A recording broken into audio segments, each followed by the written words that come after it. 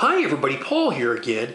In this video, I'm going to show how to test for a faulty kitchen oven temperature sensor, which is often the cause of food not being completely cooked.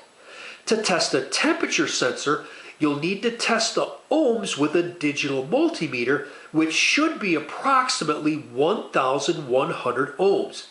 This will apply to either a gas or electric oven temperature sensor. I have the digital multimeter set on the 2,000ths ohm position. With the two probes placed on the two electrical connections, it's showing 539 ohms, so this confirms that the temperature sensor is bad and needs to be replaced. I hope you found this helpful, and if you like this video, please hit the like button below, share it with your friends, and please be sure to subscribe. God bless you and have a great day. Bye for now. Okay, Sparky, wait.